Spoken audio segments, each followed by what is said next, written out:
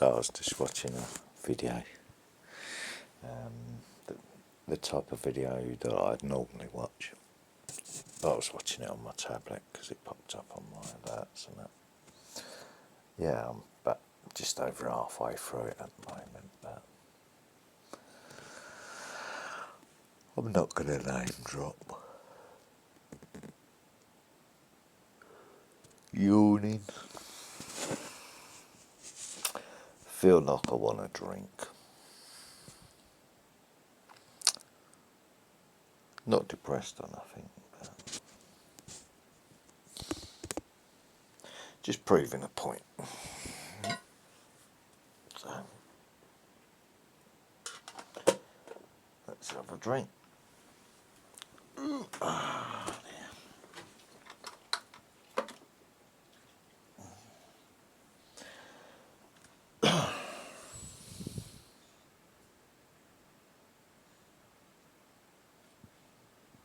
Yeah, so I've had what?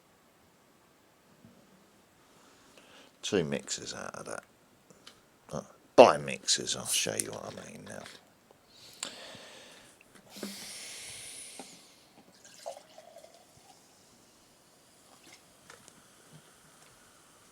I've still got a glass left if I want one.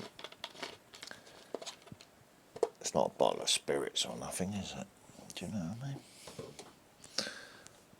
Let's chuck that there. I've got one for later if I want one.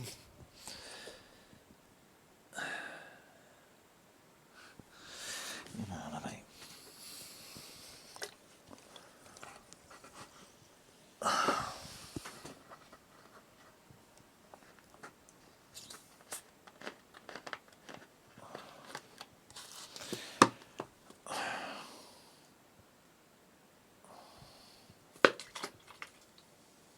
Yeah, it's still fizzy.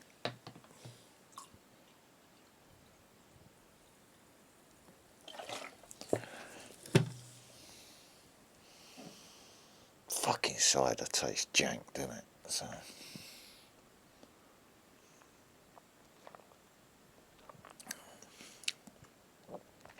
Yeah, it tastes alright. Get the strength of the mixer right. Because the cider's, like I said, it's got a fucking jank taste to it, isn't it? It's like your first mouthful of Guinness, isn't it? There you go, I've got one for when I get back tomorrow. It's going to be a difficult day tomorrow, a bit emotional. Oh, mate, that just fucking just sat on that and it got me right in the coccyx.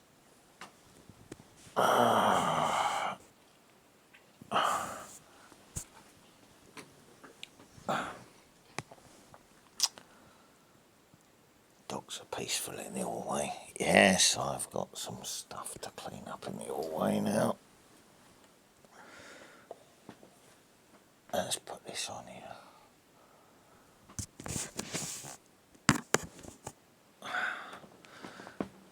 Oh dear.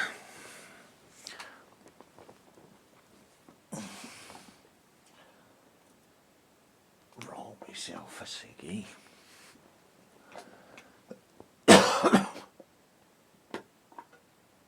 I've got the back camera on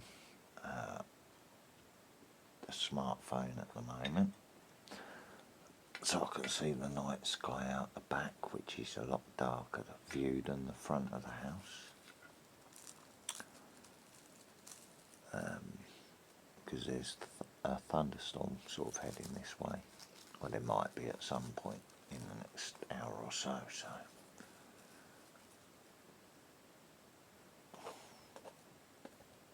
If we catch one, we catch one. But you'll get what I'm saying with the energy and like the thing with Tyler. He's making a beeline straight for this location. Right. Reason I started recording the video. I was really enjoying it, by the way, what I was watching.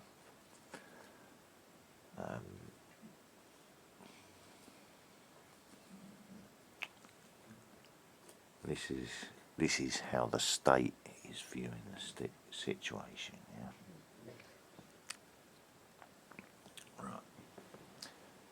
Remember, they record all your outgoing calls in prison, and then if they find anything in that, in what you've said to other people, then it goes in the system and they store it. Right. So 6 o'clock in the morning. I've been up a while. I've had my strip wash. I've cleaned the floor. Now I'm actually. My cellmate's asleep in his bed, right, in his bottom bunk.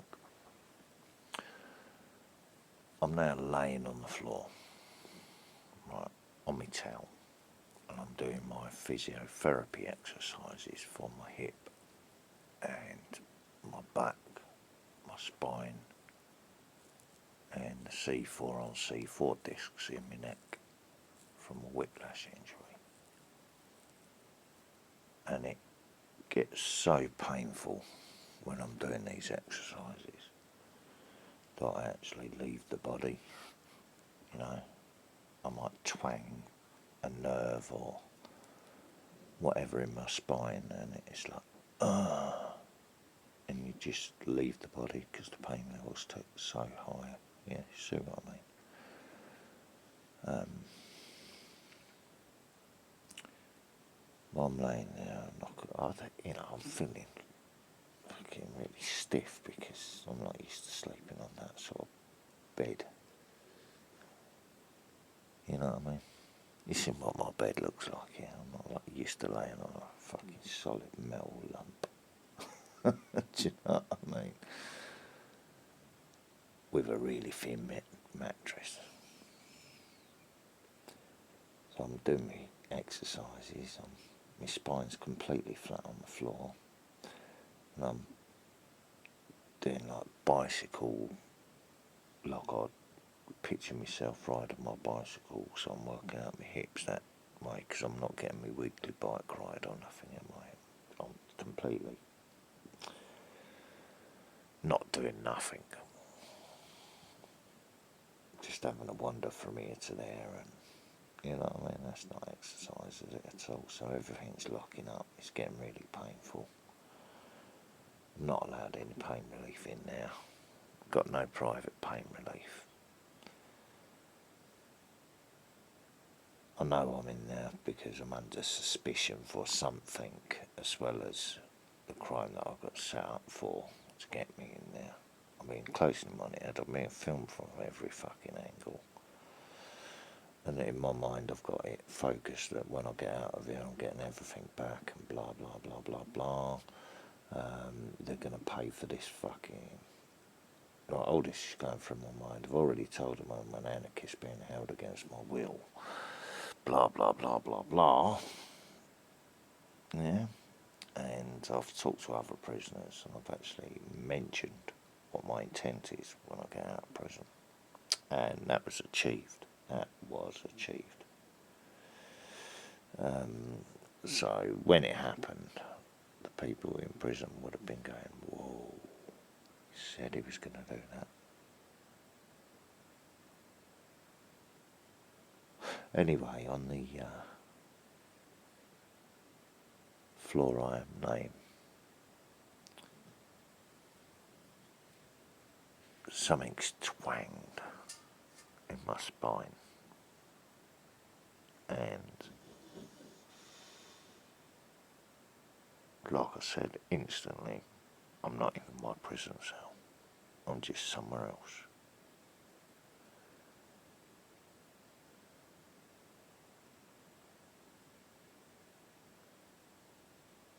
No sound, no nothing.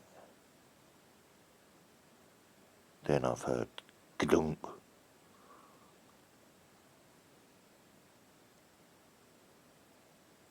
And I've pulled back to myself again.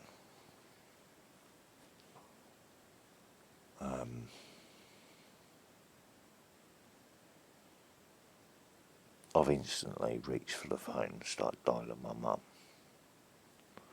My mother down. This is my other pal. Listen what's happening as soon as I mention her fucking name.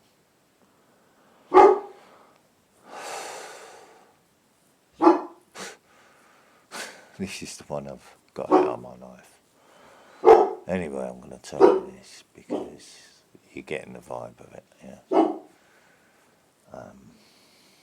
I phoned her 6 o'clock in the morning when it's happened, yeah. So the power's gone out in the prison and it's taken out the power.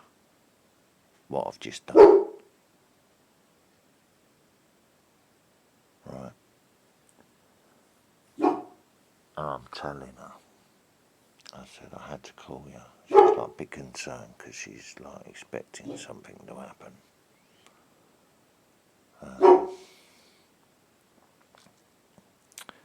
And I said I've just felt the urge to call you because they're going to be looking now. They're going to be looking very, very closely. I said I've just caused a power cut in the prison, Mum. I said, and you know what that means now? And she said, yeah, I do. I said, okay. I said, so you know, it's building up in here and it's going to start manifesting, and then when I get out of prison, I'm going to unleash it.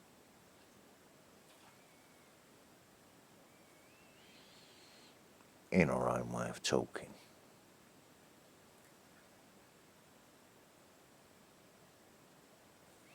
The state's got that recording.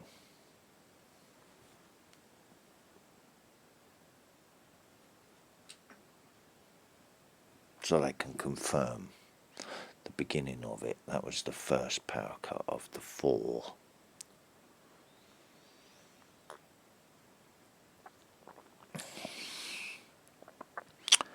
Cheers.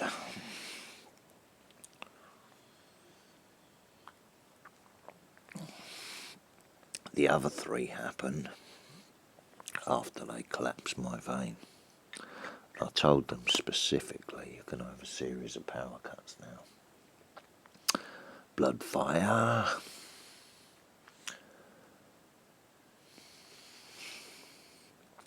See, I was talking to a Caribbean nurse, and she said, yeah, trust me, I've done this 1,000 times. Well, she got it wrong. The thing popped out of my fucking vein in my right arm, squirted all around the office,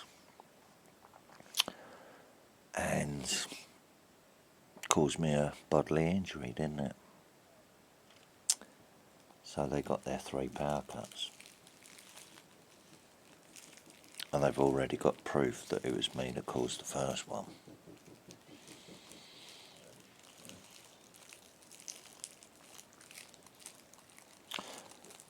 Then, like I said, when I got out of there, it was almost like someone's just turned the temperature right up.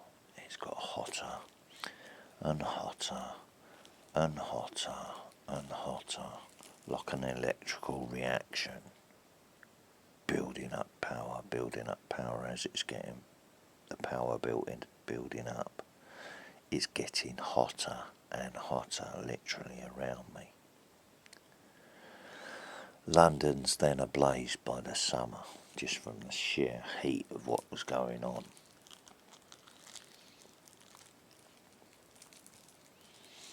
I'm having a doctor's appointment about the PTSD caused by next door, who caused the fight, who got me in prison. Actor, like I said, don't really give a shit anymore. It's just now it's just turned into a story, isn't it? But there you go. It's never changed that story. I'm still suffering from PTSD from my dog's deaths and everything connected to the gassing. So I'm not imagining that. It's not cannabis psychosis. I'm rolling myself a joint while I'm explaining everything crystal clearly. And you just saw me pour myself a glass of cider twist at the end of the day. So there's no alcohol issues either, is there?